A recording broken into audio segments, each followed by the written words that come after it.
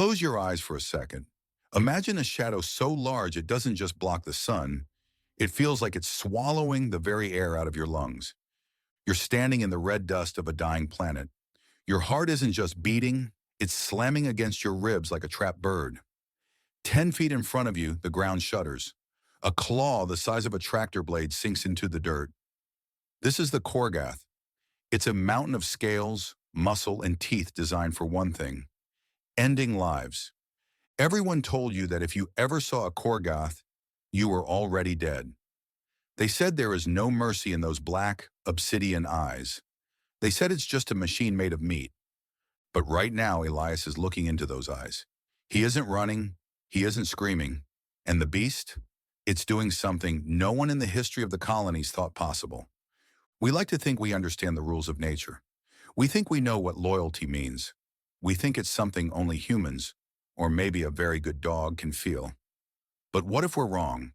What if the most powerful bond in the galaxy didn't start with a hug or a kind word, but with a single, terrifying choice?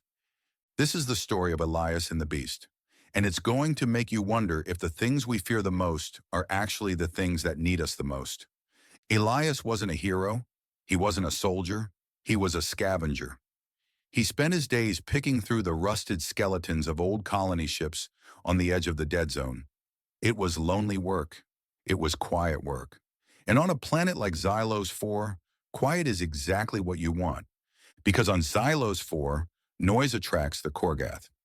The Korgoth were the reason humanity was huddled in domed cities behind 50-foot reinforced steel walls. To the settlers, the Korgoth weren't just animals. They were demons. They were the physical embodiment of a planet that didn't want us there. They don't have a social structure. They don't have mates. They are solitary apex predators that kill anything that moves, including each other. But one Tuesday, everything changed for Elias. He was out near the jagged ridges, looking for copper wiring in a downed freighter.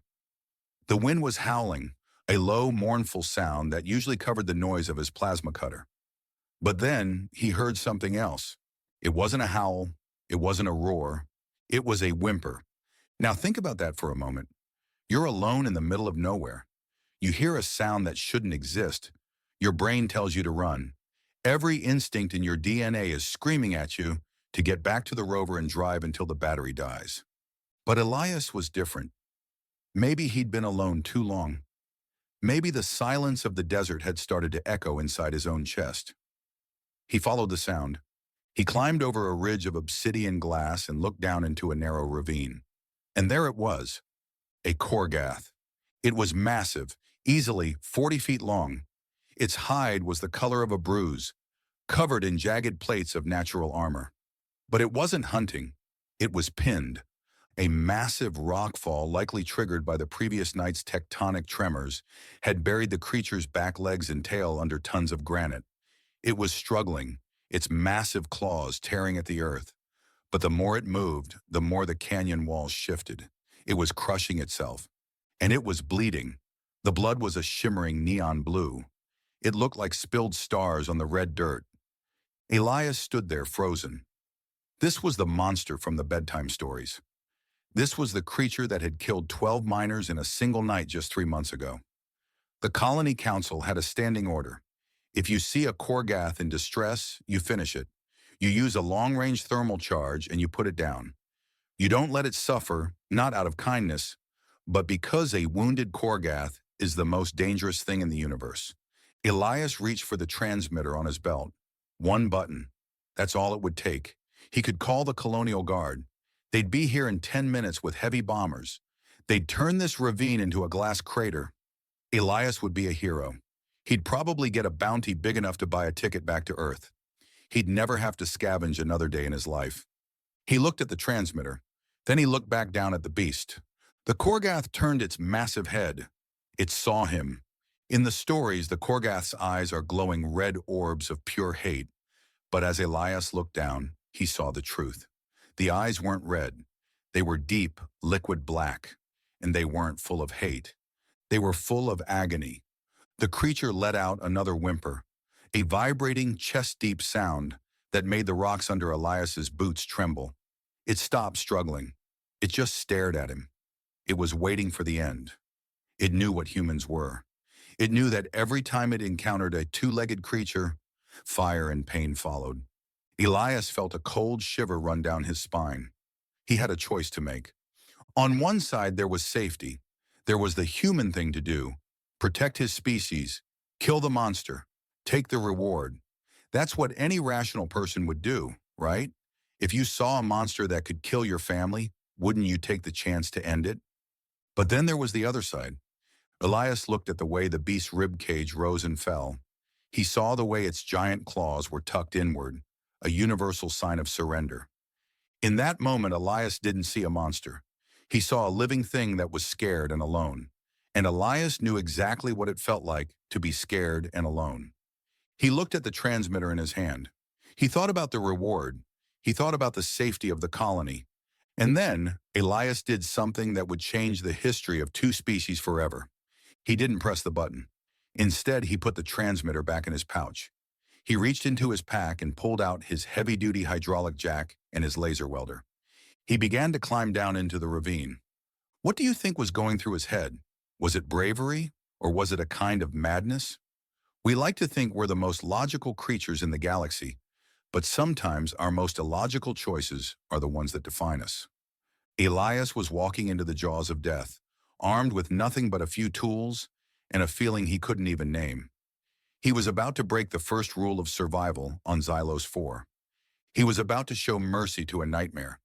But as he reached the bottom of the ravine, the Korgoth let out a low, rumbling growl that rattled Elias's teeth. It bared rows of teeth as long as combat knives. It didn't know Elias was there to help. It just saw a scavenger coming to pick at its bones. Elias stopped. He was 10 feet away. One swipe of that tail, even pinned as it was, would snap him in half. "I know," Elias whispered, his voice shaking. "I know you're hurt." He took a step forward. The beast's eyes narrowed. The air grew heavy with the scent of ozone and blue blood. Elias had a decision to make. He could turn back now. He could still run. But he looked at the massive boulder crushing the creature's limb, and he saw the life fading from those black eyes. If he stayed, he might die in the next 10 seconds. If he left, a piece of his humanity would die instead. Which would you choose? Elias knelt in the dust, ignored the growl, and reached out his hand. The beast didn't snap its jaws. It didn't lunge. It stayed perfectly still, its hot, sulfuric breath hitting Elias in waves. It was the smell of old copper and scorched earth. Elias realized he was holding his breath. He slowly exhaled, forced his hands to stop shaking, and set his heavy equipment on the ground. You have to understand the sheer scale of what Elias was looking at. The boulder pinning the Korgoth wasn't just a rock. It was a 5-ton slab of iron-rich ore that had sheared off the canyon wall. To move it with a hand jack was suicide. If the pressure shifted the wrong way, the entire ledge above them would collapse, burying them both in a tomb of red dust. But Elias didn't look up. He focused on the wound. The Korgoth's leg was mangled. The crystalline armor plates that usually deflected pulse fire were shattered like glass. Every time the beast flinched, more of that glowing blue blood bubbled out. "Stay still," Elias muttered. He wasn't sure if he was talking to the beast or himself. He positioned the hydraulic jack under the primary edge of the slab. The machine groaned as he pumped the handle. Metal screamed against stone. The Korgoth let out a sound, not a roar, but a high-pitched harmonic vibration that made Elias's vision blur. It was a cry of pure, unadulterated pain. For 3 hours, Elias worked. The suns of Xylos 4 beat down on his back, his sweat mixing with the grit of the canyon. His muscles burned. Twice the slab slipped, nearly crushing Elias's hands, and both times the beast could have ended him. It could have snapped its neck around and swallowed him whole.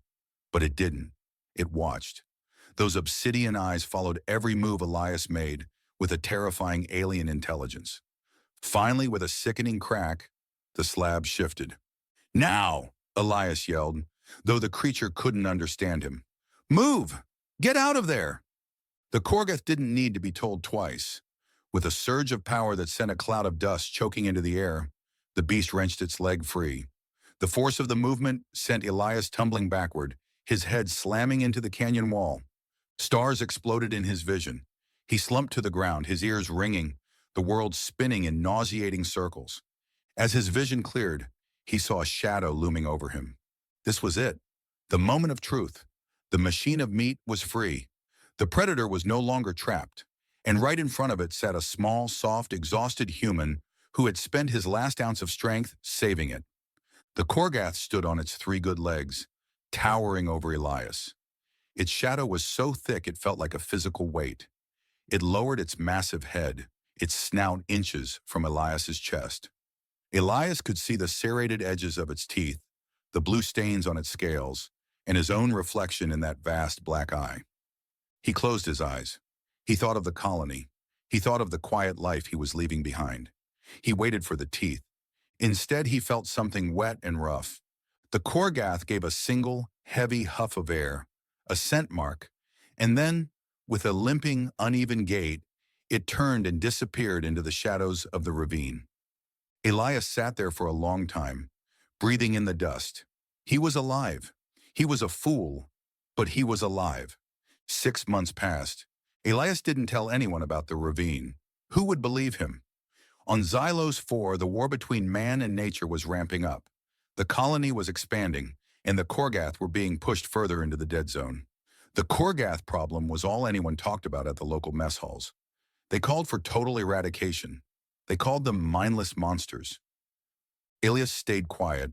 He went back to his scavenging, but he felt like a ghost.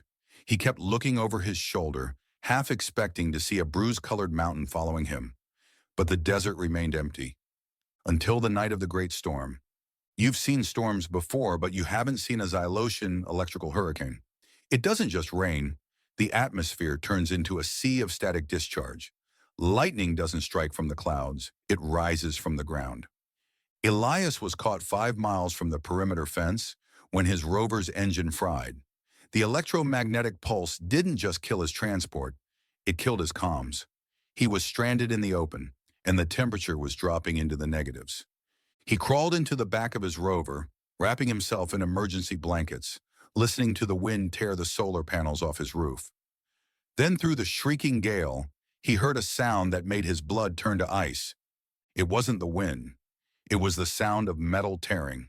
Something was outside. Something big. The rover rocked violently. A massive claw, the size of a tractor blade, hooked into the reinforced door and peeled it back like a tin can. Elias scrambled to the back, clutching a flare gun he knew wouldn't do a damn thing. The freezing rain lashed into the cabin. And there, standing in the middle of the lightning-lit chaos, was the Korgath. He recognized the scar on its back leg immediately. The armor had regrown, but it was jagged and pale. "You," Elias whispered, his breath frosting in the air. The beast didn't roar. It didn't attack. It leaned its massive head into the ruined rover and gently nudged Elias's shoulder. It was a command. Elias realized the rover wouldn't survive the night. The wind was already starting to flip it. Without a word, Elias climbed out into the storm. The wind nearly took his feet out from under him, but a massive, warm tail wrapped around his waist, steadying him. The Korgath began to walk, shielding Elias from the wind with its own body. We talk about loyalty like it's a contract. I do something for you, you do something for me.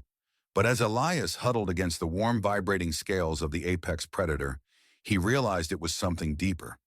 This beast wasn't paying a debt. It was recognizing a kin. It led him to a deep cave system in the ridges, a place where the lightning couldn't reach. It pushed him toward a soft patch of sand and then curled its massive body in a circle around him, creating a fortress of muscle and bone. Elias slept that night in the warmest place on the planet, protected by the very thing the rest of the world wanted to destroy. But when the suns rose the next morning, the loyalty Elias thought he understood was about to be put to the ultimate test. Because as he stepped out of the cave, he saw the dust clouds on the horizon.